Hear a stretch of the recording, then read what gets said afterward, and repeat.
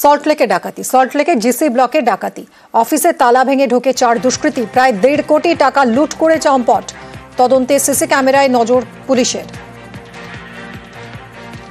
সল্টলেকে GC ব্লকের ডাকাতি, প্রায় 1.5 কোটি টাকা হাতিয়ে নিয়ে পালায় দুষ্কৃতীরা। অফিসে তালা ভেঙে ঢোকে 4 দুষ্কৃতী। অনুপ আমাদের প্রতিনিধি রয়েছেন। অনুপ, কি জানা যাচ্ছে আর এখনো পর্যন্ত? সল্টলেক জিসি ব্লকে ডাকাতি লুটপাট চালানোর ঘটনা এমনটাই কিন্তু পুলিশ সূত্রবদ্ধ খবর। রাত 1:30 নাগাদ 4 জনের এই ডাকাত দল এই অফিসের মধ্যে ঢোকে, তালা ভেঙে কিন্তু একেবারে ভিতরে ঢোকে এবং অফিসের মধ্যে 3 থেকে 4 জন কলিগ ছিল এমনটা পুলিশ জানতে পেরেছে। এবং সেই আচমকা 4 জন ডাকাত দল যখন তারা মুখ বেঁধে একেবারে ভিতরে প্রবেশ করে, তারপরেই কিন্তু অফিসের মধ্যে প্রায় 1.5 কোটি টাকা কিন্তু লুটপাট চালিয়েছে বলে এমনটাই অভিযোগ। তার পরবর্তী ক্ষেত্রে কিন্তু একেবারে পুলিশকে খবর দেওয়া হয়। বিধাননগর দক্ষিণ থানার পুলিশ ইতিমধ্যেই তারা গোটা বিষয়টি খতিয়ে দেখছে। পুলিশের পক্ষ থেকে ঘটনাস্থলের সিসিটিভি ফুটেজ কিন্তু বেশ কিছু তারা উদ্ধার করতে পেরেছে এবং যে ডাকাত দল যারা ঢুকেছিল তাদেরকে ইতিমধ্যে চিহ্নিত করে কাজ পুলিশ শুরু করেছে। এবং সল্টলেকের মধ্যে একটি জায়গা জিসি ব্লক, সেখানে কিন্তু এই ডাকাতির যে ঘটনা সেখানে কিন্তু একেবারে প্রশ্ন উঠতে শুরু করেছে। ইতিমধ্যেই পুলিশের উচ্চপদস্থ আধিকারিক তারা কিন্তু গোটা ঘটনা তদন্ত শুরু করেছে। ধন্যবাদ।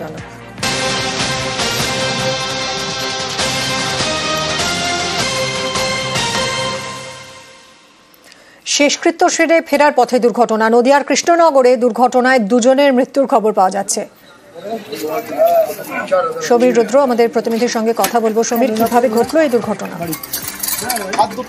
গতকাল সকালবেলাতেই হাসখালি এলাকায় মৃত্যু হয় শান্তিরাম মন্ডলের। তার দেহ দাহ করতে যাচ্ছিলেন পরিবারের লোকজন নবদ্বীপ শ্মশানে। রাত 1টা নাগাদ তারা যখন ফিরছিলেন তখন কোতরি থানার অন্তর্গত দেপাড়া এলাকায় তাদের যে গাড়িটি সেই গাড়িটি নিয়ন্ত্রণ হারিয়ে একটি গাছে ধাক্কা মারে এবং উল্টে যায়। এই ঘটনায় ওই গাড়িতে থাকা 2 জনের মৃত্যু হয় এবং গাড়ির আরো যে 30 জন আরোহী ছিলেন তারা প্রত্যেকে জখম হন এবং এদেরকে পুলিশ উদ্ধার করে জেলা হাসপাতালে নিয়ে আসে এবং এদের মধ্যে কিন্তু 18 জনের অবস্থা আশঙ্কাজনক এবং 3 জনকে ইতিমধ্যে কলকাতা রেফার করা হয়েছে। এবং এই ঘটনার পরিপ্রেক্ষিতে এলাকায় কিন্তু একটা চাঞ্চল্য এবং শোকের ছায়া নেমে এসেছে। কারণ এই পরিবারের যে মারা গিয়েছিল, যাকে দাহ করতে দেওয়া হয়েছিল, তার পুত্রবধূ এই ঘটনায় মারা গিয়েছে এবং প্রত্যেকটি বন্ধু আহত। ধন্যবাদ সমীর।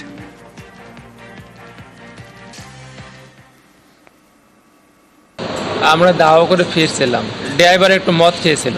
তোমরাকে বারে বারে বললাম তুমি গাড়ি চালাতে পারবে না, বলে না আমি ঠিক নিয়ে যাবো। কেবিনে আমার ভাই ছিল, বলে হ্যাঁ ঠিক আছে আমি দেখছি বলতে বলতে গাড়ি গিয়ে গাছের সঙ্গে মেরেছে। গাছের সঙ্গে মারা পরে গাড়িটা পাল্টি হয়ে যায়। জলপাইগুড়ির গজলডোবায় তিস্তা ব্যারেজের উপর সেতু। এই সেতু সংস্কার করবে সেচ দফতর, তাই সেতু বন্ধ রাখার সিদ্ধান্ত। 27 এপ্রিল থেকে বন্ধ থাকবে সেতু প্রায় 5 মাসের জন্য। গজলডোবা সেতু জলপাইগুড়িতে। সেতুর নিচে তিস্তা নদী। বয়সের ভারে এই সেতু দুর্বল হয়ে পড়েছে, তাই এবার মেরামতি করবে সেচ দফতর। তাই 5 মাসের জন্য গজলডোবা সেতু বন্ধ। ইরিগেশন ডিপার্টমেন্ট থেকে সেটা রিপেয়ারিং এর কাজ শুরু হবে। কাজ সমাপ্ত হবে মোটামুটি 140 দিনের মতো ডিপার্টমেন্ট বলেছে। 5 মাসের মতো রাস্তা বন্ধ থাকবে, যান চলাচল টোটালি বন্ধ। প্রায় 30 বছর আগে তিস্তা ব্যারেজের উপর তৈরি করা হয় গজলডোবা সেতু।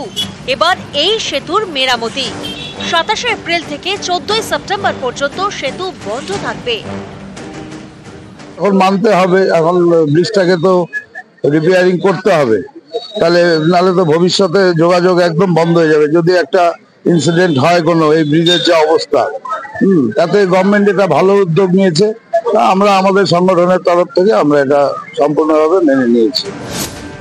শিলিগুড়ি থেকে ডুয়ার্সে যাতায়াতের জন্য তিস্তা নদীর উপর 3টি ব্রিজ। গজলডোবা ছাড়াও রয়েছে আরো 2টি ব্রিজ। আগামী 5 মাস এই 2টি ব্রিজ ধরেই যাতায়াত করতে হবে। জলপাইগুড়ি থেকে শান্তনু কর, নিউজ 18 বাংলা। সল্টলেকে ডাকাতি, সল্টলেকে জিসি ব্লকে ডাকাতি, অফিসে তালা ভেঙে ঢোকে 4 দুষ্কৃতী, প্রায় 1.5 কোটি টাকা লুট করে চম্পট। তদন্তে সিসি ক্যামেরায় নজর পুলিশের। সল্টলেকে জিসি ব্লকের ডাকাতি, প্রায় 1.5 কোটি টাকা হাতিয়ে নিয়ে পালায় দুষ্কৃতীরা। অফিসে তালা ভেঙে ঢোকে 4 দুষ্কৃতী। অনুপ আমাদের প্রতিনিধি রয়েছেন। অনুপ, কি জানা যাচ্ছে আর এখনো পর্যন্ত?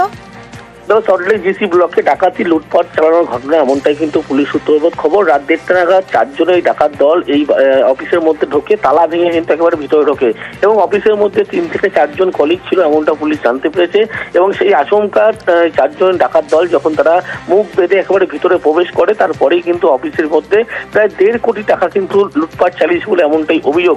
তার পরবর্তী ক্ষেত্রে কিন্তু একেবারে পুলিশকে খবর দেওয়া হয়। বিধাননগর দক্ষিণ থানার পুলিশ ইতিমধ্যেই তারা গোটা বিষয়টি খতিয়ে দেখছে। পুলিশের পক্ষ থেকে ঘটনাস্থলে সিসিটিভি ফুটেজ কিন্তু বেশ কিছু তারা উদ্ধার করতে পেরেছে এবং যে ডাকাত দল যারা ঢুকেছিল তাদেরকে ইতিমধ্যে চিহ্নিতকরণের কাজ পুলিশ শুরু করেছে। এবং সল্টলেকের মধ্যে একটি জায়গা জিসি ব্লক, সেখানে কিন্তু এই ডাকাতির যে ঘটনা সেখানে কিন্তু একেবারে প্রশ্ন উঠতে শুরু করেছে।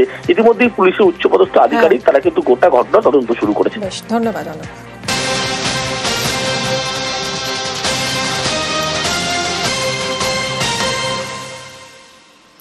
শেষকৃত্য সেরে ফেরার পথে দুর্ঘটনা। নদিয়ার কৃষ্ণনগরে দুর্ঘটনায় 2 জনের মৃত্যুর খবর পাওয়া যাচ্ছে। সমীর রুদ্র আমাদের প্রতিনিধির সঙ্গে কথা বলবো। সমীর, কিভাবে ঘটলো এই দুর্ঘটনা? গতকাল সকালবেলাতেই হাঁসখালি এলাকায় মৃত্যু হয় শান্তিরাম মন্ডলের। তার দেহ দাহ করতে যাচ্ছিলেন পরিবারের লোকজন নবদ্বীপ শ্মশানে। রাত 1টা নাগাদ তারা যখন ফিরছিলেন তখন কোতরি থানার অন্তর্গত দেপাড়া এলাকায় তাদের যে গাড়িটি, সেই গাড়িটি নিয়ন্ত্রণ হারিয়ে একটি গাছে ধাক্কা মারে এবং উল্টে যায়। এই ঘটনায় ওই গাড়িতে থাকা 2 জনের মৃত্যু হয় এবং গাড়ির আরো যে 30 জন আরোহী ছিলেন তারা প্রত্যেকে জখম হন এবং এদেরকে পুলিশ উদ্ধার করে জেলা হাসপাতালে নিয়ে আসে এবং এদের মধ্যে কিন্তু 18 জনের অবস্থা আশঙ্কাজনক এবং 3 জনকে ইতিমধ্যে কলকাতা রেফার করা হয়েছে। এবং এই ঘটনার পরিপ্রেক্ষিতে এলাকায় কিন্তু একটা চাঞ্চল্য এবং শোকের ছায়া নেমে এসেছে। কারণ এই পরিবারের যে মারা গিয়েছিল, যাকে দাহ করতে দেওয়া হয়েছিল, তার পুত্রবধূ এই ঘটনায় মারা গিয়েছে এবং প্রত্যেকটি বন্ধু আহত। ধন্যবাদ সমীর।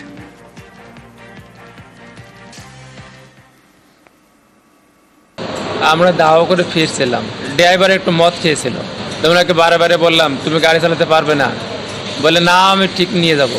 কেবিনে আমার ভাই ছিল, বলে হ্যাঁ ঠিক আছে আমি দেখছি বলতে বলতে গাড়ি গিয়ে গাছের সঙ্গে মেরেছে। গাছের সঙ্গে মারা পরে গাড়িটা পাল্টি হয়ে যায়।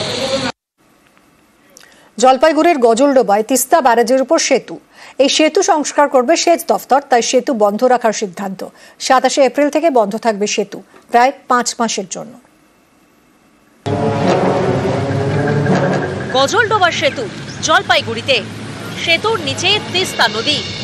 বয়সের ভারে এই সেতু দুর্বল হয়ে পড়েছে, তাই এবার মেরামতি করবে সেচ দফতর। তাই 5 মাসের জন্য গজলডোবা সেতু বন্ধ। ইরিগেশন ডিপার্টমেন্ট থেকে সেটা রিপেয়ারিং এর কাজ শুরু হবে। কাজ সমাপ্ত হবে মোটামুটি 140 দিনের মতো ডিপার্টমেন্ট বলেছে। 5 মাসের মতো রাস্তা বন্ধ থাকবে, যান চলাচল টোটালি বন্ধ। প্রায় 30 বছর আগে তিস্তা ব্যারেজের উপর তৈরি করা হয় গজলডোবা সেতু। এবার এই সেতুর মেরামতি। 27 এপ্রিল থেকে 14 সেপ্টেম্বর পর্যন্ত সেতু বন্ধ থাকবে। এখন মানতে হবে, এখন ব্রিজটাকে তো রিপেয়ারিং করতে হবে, তাহলে নাহলে তো ভবিষ্যতে যোগাযোগ একদম বন্ধ হয়ে যাবে। যদি একটা ইনসিডেন্ট হয় কোনো, এই ব্রিজের যে অবস্থা, তাতে গভর্নমেন্ট এটা ভালো উদ্যোগ নিয়েছে। আমরা আমাদের সংগঠনের তরফ থেকে আমরা এটা সম্পূর্ণভাবে মেনে নিয়েছি। শিলিগুড়ি থেকে ডুয়ার্সে যাতায়াতের জন্য তিস্তা নদীর উপর 3টি ব্রিজ। গজলডোবা ছাড়াও রয়েছে আরো 2টি ব্রিজ। আগামী 5 মাস এই 2টি ব্রিজ ধরেই যাতায়াত করতে হবে। জলপাইগুড়ি থেকে শান্তনু কর, নিউজ 18 বাংলা।